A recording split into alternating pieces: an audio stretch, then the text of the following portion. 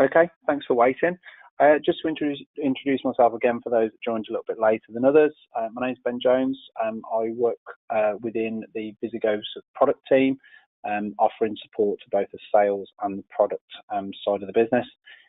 For those of you that don't know much about Visigo, the idea behind it was to fulfil the appropriate monitoring and fulfillment requirements for keeping children safe in education, and obviously to give people a little bit more information when it comes to things like the prevent duty, Operation Trojan Horse, those sort of things. So when we start to think about who we're actually aiming this at, it's not just schools. We've got businesses that are actually using the solution already, but I think the majority of customers that we've got that are actually interested in Visigo tend to have students of obviously varying requirements and varying levels of ability. So if we delve into the PowerPoint presentation initially, we can start to cover off a few of the frequently asked questions. Then what we can do from the back of there is start to look at the portal, start to look at some of the screenshots and things like that we've got in place as well. So we can get a little bit of an idea about how the system actually reports back on the information it finds. So obviously, if we think about the challenge for UK education, it's regularly changing, and there's obviously regular changes to the requirements that schools and local authorities, multi-academy trusts, etc., have to fulfil. But part of this is obviously leaning back to the prevent legislation that came out a few years ago. This hasn't really had many updates, and it's been fairly straightforward since it was sort of put out for the market. But it starts to cover off things like grooming, your online bullying, your mental health, your drugs, etc. But also thinking about sort of grooming, and obviously grooming can be radicalisation, obviously sexual or criminal exploitation.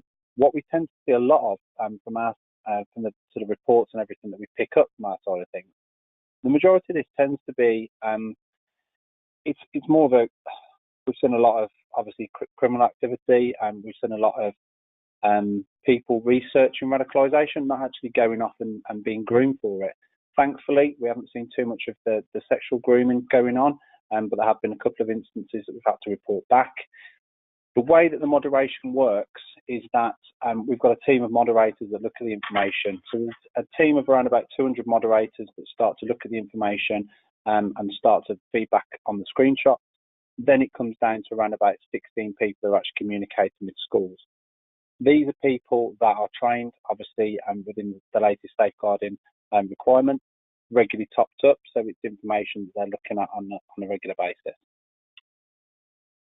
So if we look at the other side of legislation, so thinking about keeping children safe in education, these are the two sort of primary ones that we tend to talk about when we're talking to schools.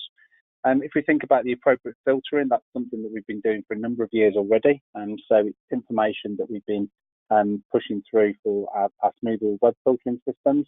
The appropriate monitoring is a little bit more difficult because obviously some schools have got things in place where they think that they're covering that appropriate sort of word. It's difficult because everybody has a different idea about what appropriate means, and we're hoping in the next update that we're fairly sure is due sort of May, June this year, that we'll start to see some changes that will actually start to interpret what these words actually mean, and it will start to split these out a little bit better.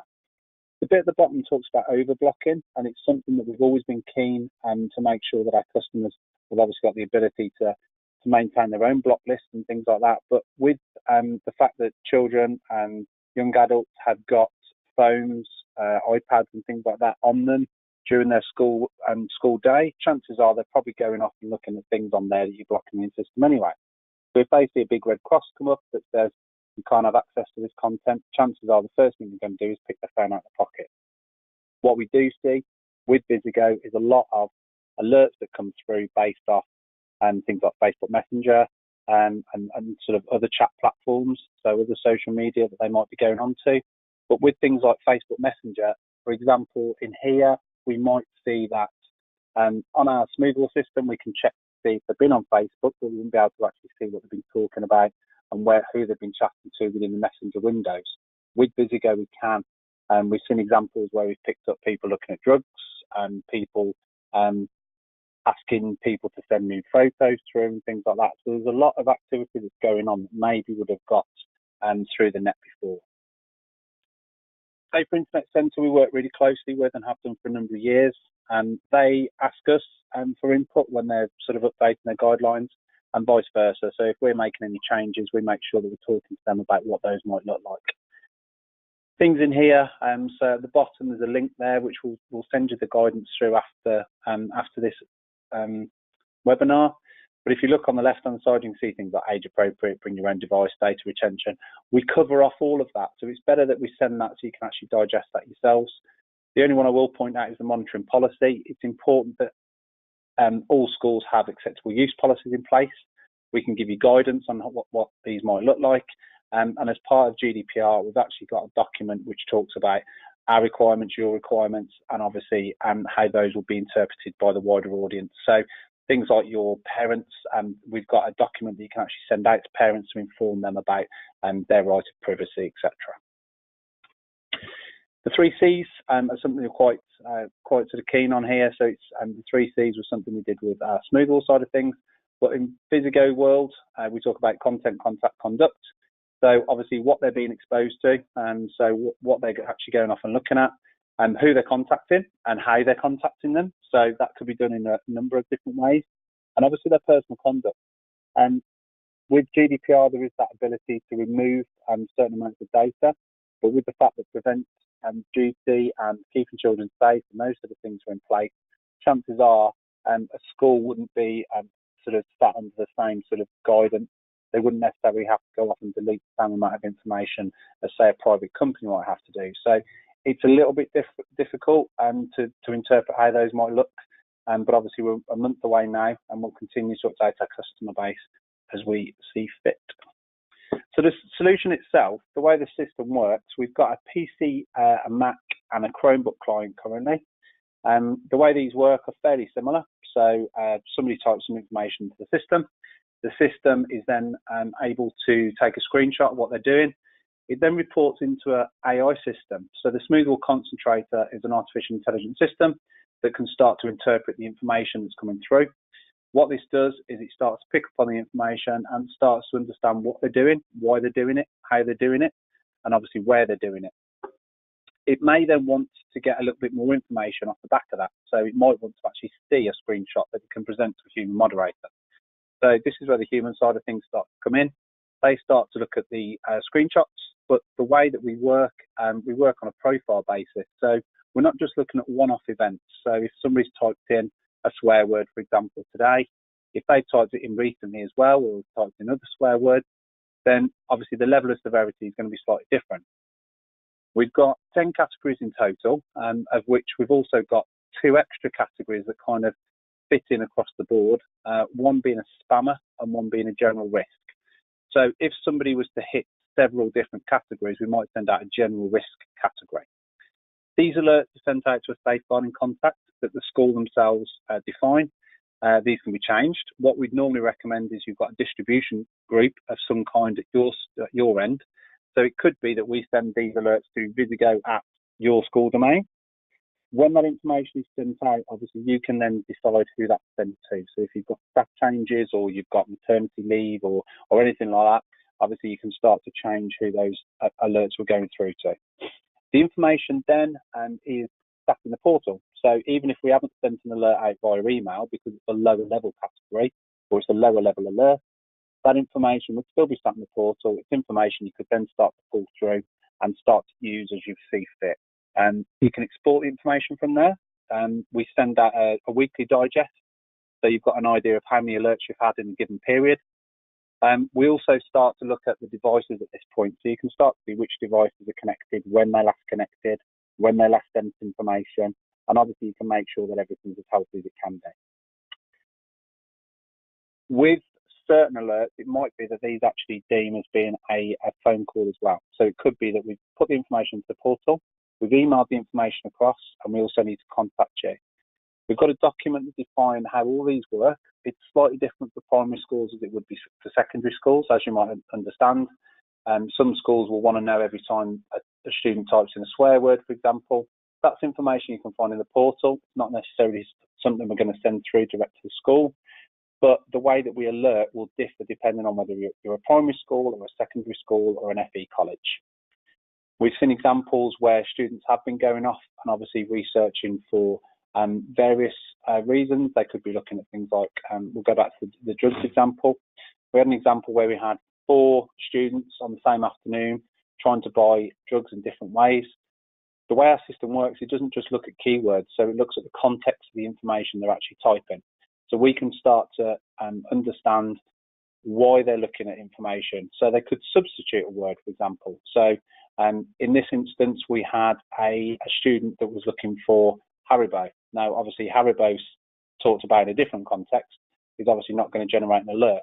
But in this situation, was obviously cause for concern.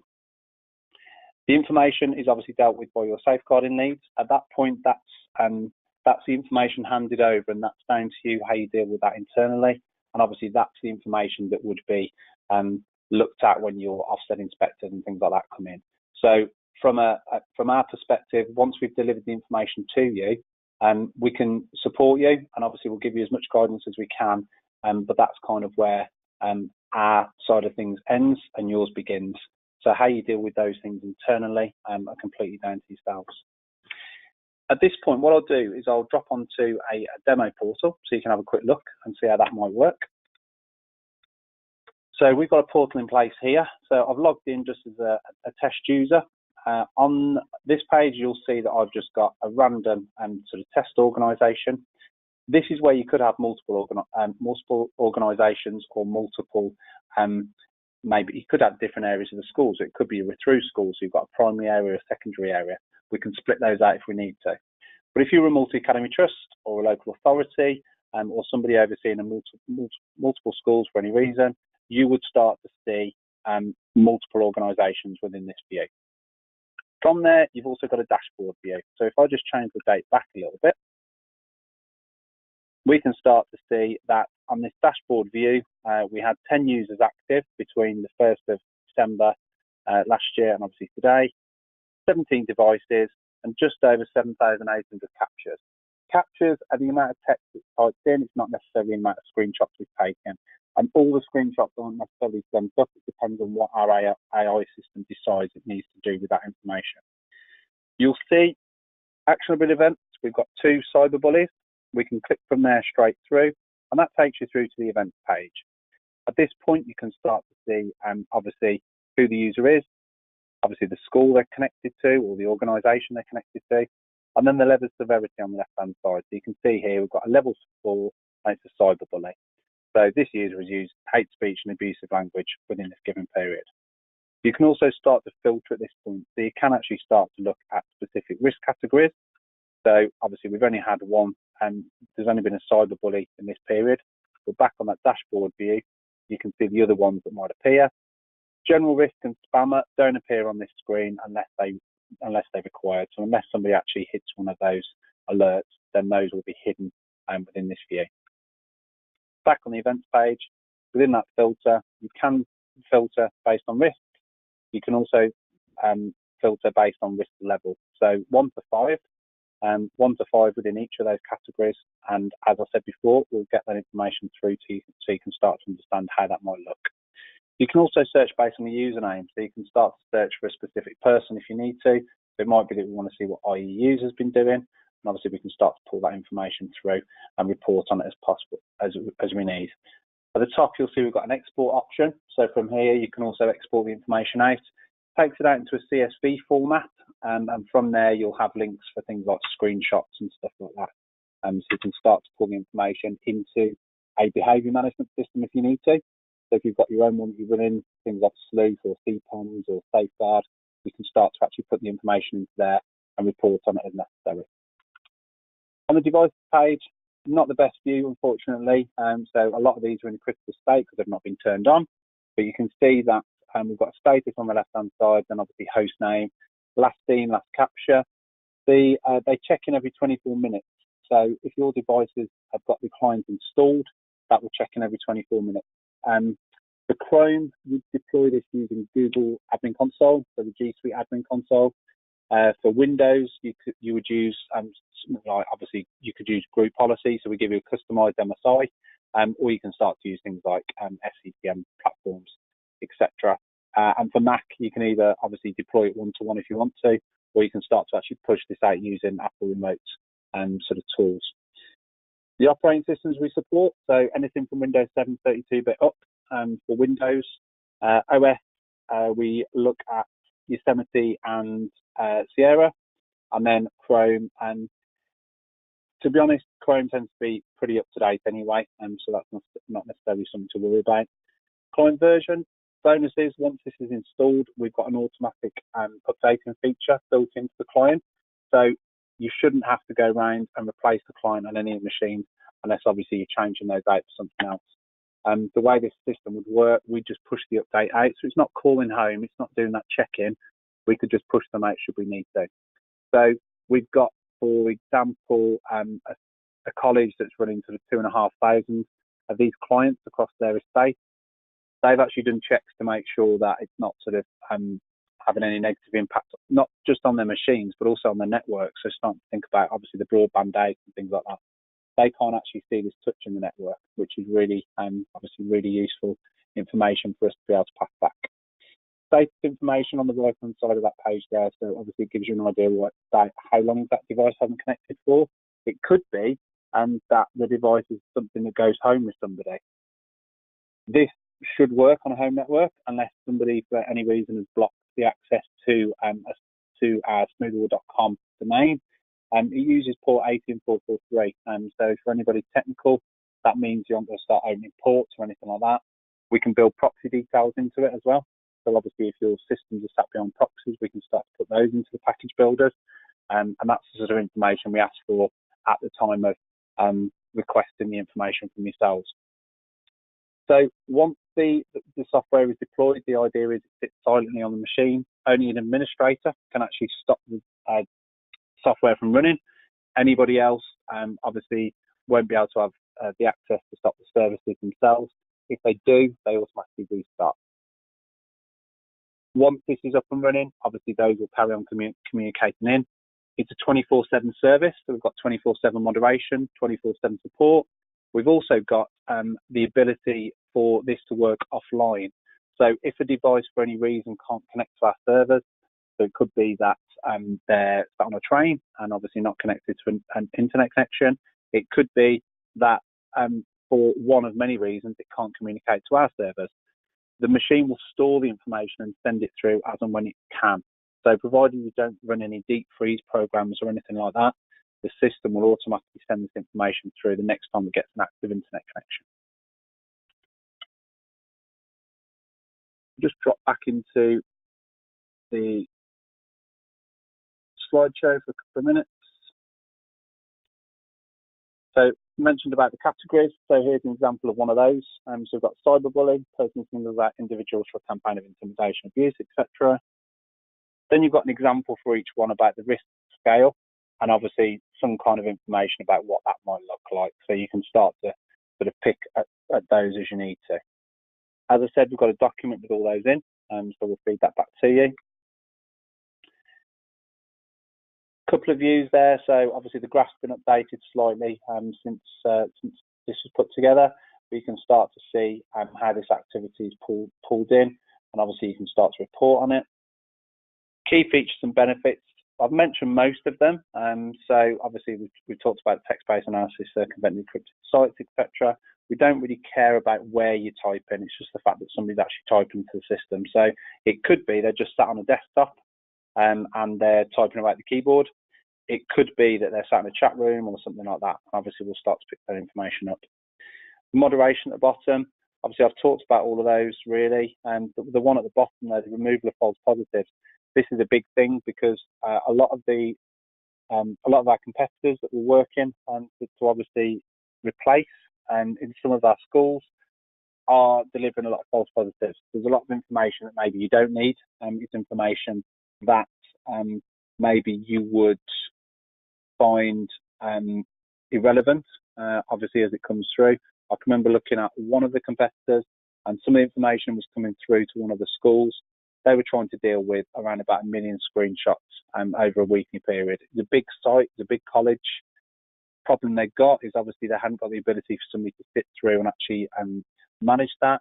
Now this college probably get about 20 alerts a day, sort of high level alerts a day from us still. So their students obviously aren't learning from the fact they're getting it's a little bit of bother for some of the stuff they're doing on the system.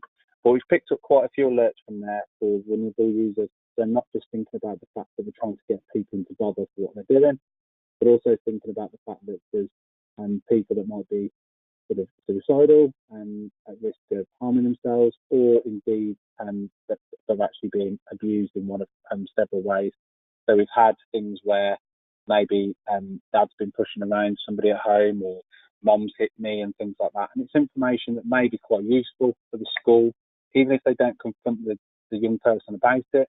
I mean, it could be a member of staff. So we've had situations where members of staff have obviously reported in about different things into the system as well.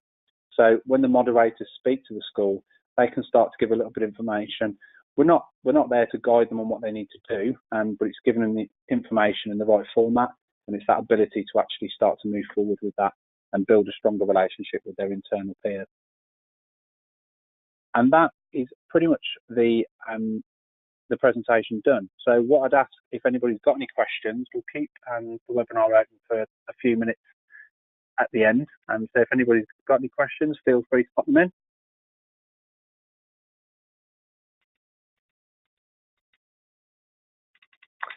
James, I can see that you've asked a question about macOS Sierra and whether we're supporting High Sierra. That I will go and check. So we'll drop that over.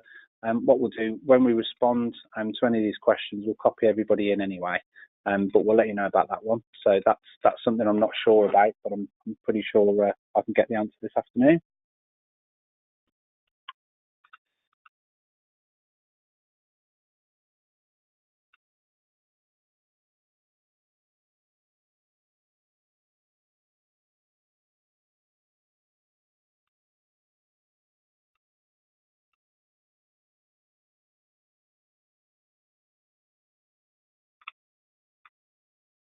Okay, Don, I can see you're asking about the roadmap for iOS. So we keep looking at this as an option. It's difficult because we can set up a browser similar to how our competitors are doing this. But the difficulty is the fact that would make it that everybody had to use a specific browser they might not want to use. Obviously, they couldn't use things like Safari and Chrome because we wouldn't be picking the information up from there.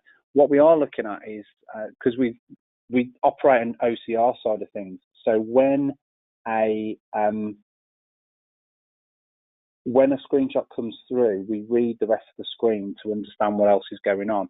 So we're looking at whether that could be an option. So obviously something similar to how the OCR side of things work, we could start to do that with the iOS. So bear with us. It's something that we keep looking at every time we have a roadmap discussion. It's something that we've been looking at for the past 12 months, and it's still not quite conclusive. But we'll keep everybody updated as and when we make a decision on that. GDPR-wise, so we've actually got a document that we can send out for that one, Alan, and that's quite useful. So it starts to give you a full list of everything that's on there, so we can start to pick that up. Okay, there's a question about the pricing. So the prices depend on how many devices you've actually got. So obviously we can deal with those on a case-by-case basis. Obviously, if you've got the ability to buy as part of a trust, or you're tied to a local authority that might be looking to purchase this for several schools, that's worth a discussion as well. But for an individual school, we can start to look at how those prices might work. For example, if you've got over 100 devices, it's going to be less than if you've got less than 100 devices. And then we've got various cost points after that. So sort of up to 250 devices, up to 500 devices, etc. So we can start to pick that up with you afterwards, Simon. James, more than happy to arrange a separate webinar. So that's fine. We can do that for you at another point.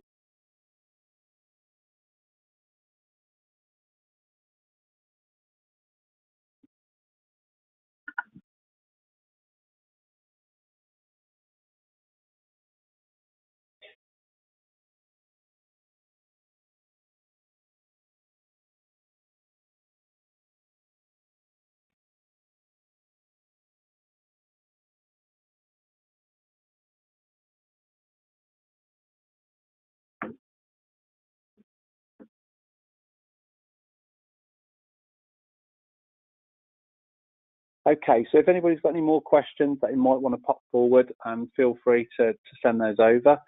We've got several options.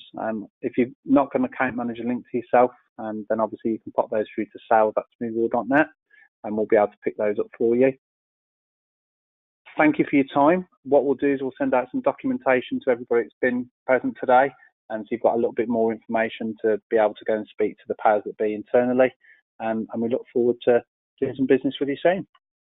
Thank you very much.